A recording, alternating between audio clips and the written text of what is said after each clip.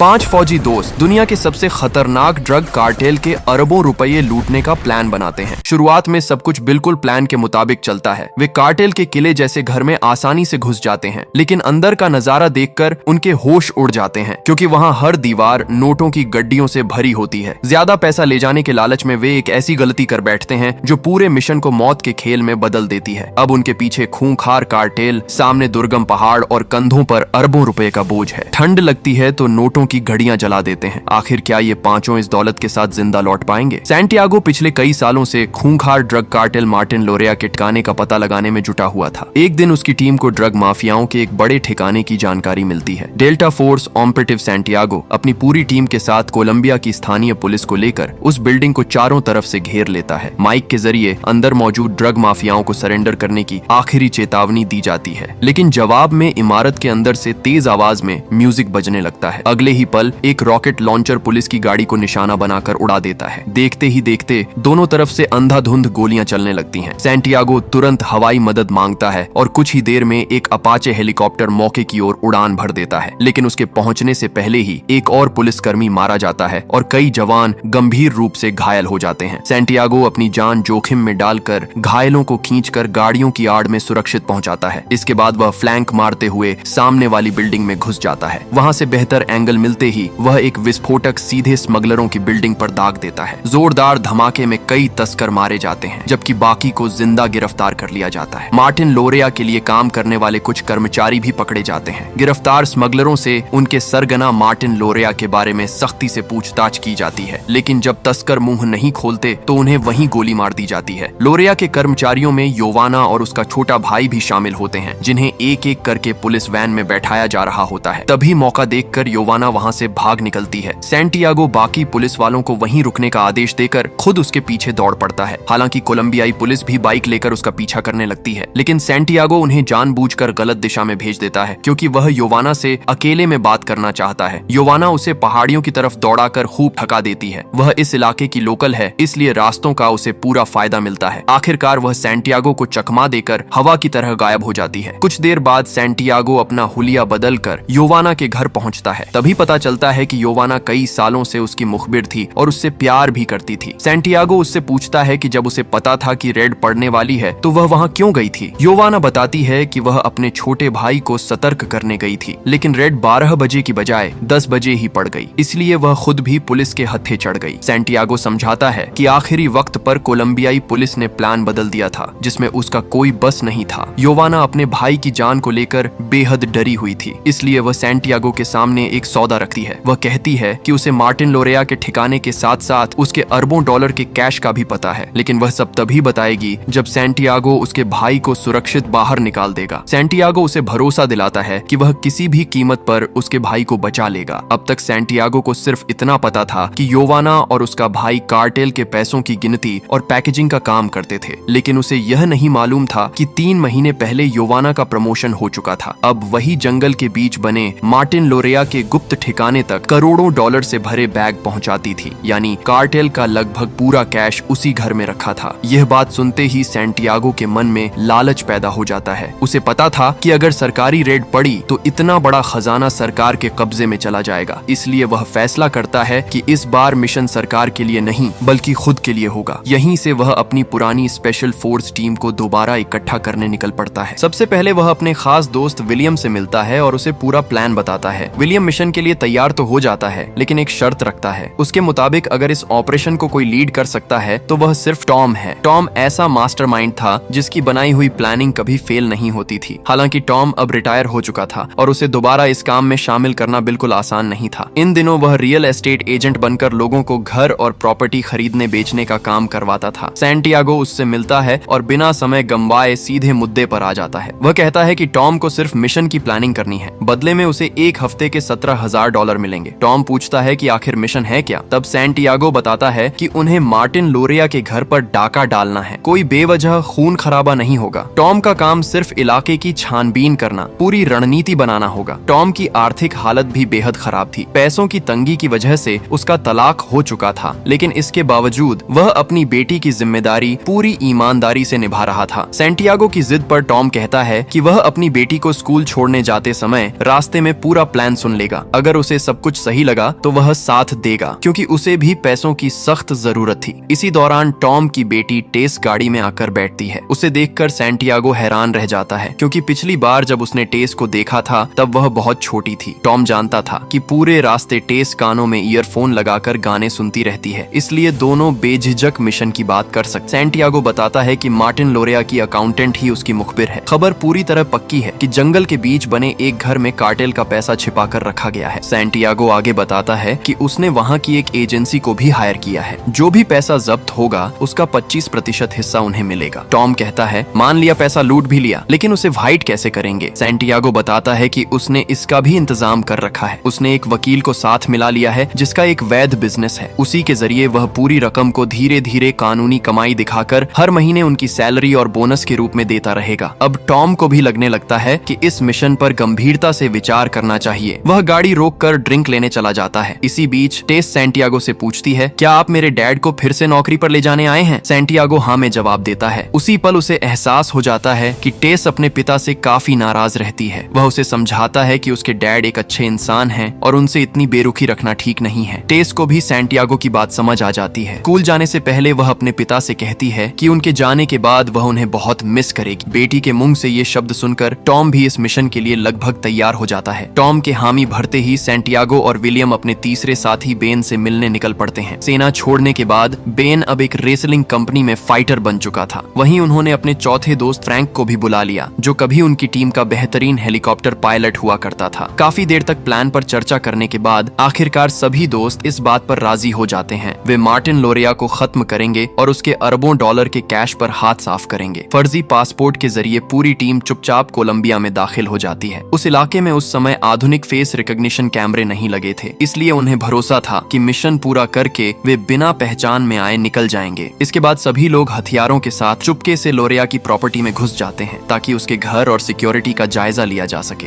इसी दौरान उन्हें पता चलता है कि उस घर में सिर्फ लोरिया ही नहीं बल्कि उसकी पूरी फैमिली भी रहती है। बच्चों की मौजूदगी में वे किसी भी हाल में हमला नहीं कर सकते थे। तब सैंटियागो बताता है कि लोरिया बहुत धार्मिक इंसान है। हर रविवार वह अपनी पत्नी और बच्चों को 3 गार्ड्स के साथ चर्च भेजता है। उस समय घर में सिर्फ लोरिया और उसके 3 बॉडीगार्ड ही बचते हैं। उसे पूरा यकीन था कि जंगल के बीच बने उसके इस किले तक पहुंचने की हिम्मत किसी में नहीं है, इसलिए वो निफिक्र रहता था। उसी वक्त सैंटियागो की मुखबिर योवाना पैसों से भरी गाड़ी लेकर वहां पहुंचती है। मेन गेट पर मौजूद गार्ड उसकी अच्छी तरह तलाशी लेने के बाद उसे अंदर जाने देता है। इधर विलियम की नजर कुछ बंधकों पर पड़ती है जिनके सिर पर कपड़ा डालकर एक एक करके गोली मारी जा रही थी। दूसरी तरफ सैंटियागो ने योवाना को घर के अंदर की वीडियो रिकॉर्डिंग करने का जिम्मा दिया था। वह किसी को शक हुए बिना छिपकर हर कमरे की रिकॉर्डिंग करती हुई आगे बढ़ रही थी। इसी बीच बेन का पैर एक प्रेशर सेंसर पर पड़ते पड़ते बच जाता है। अगर सेंसर एक्टिव हो जाता तो अलार्म बजते ही उनकी पूरी योजना वहीं खत्म हो जाती। अब टीम को हर कदम बेहद संभल कर रखना था। तभी अचानक वहां मोटरसाइकिल सवारों का एक गिरोह पहुंच जाता है। उन्हें देखकर विलियम घबरा जाता है और तुरंत सबको रेडियो करता है कि यहाँ से फौरन निकलना होगा। रात को क्लब में उसके दोस्त विलियम के डर जाने पर उसका जमकर मजाक उड़ाने लगते हैं।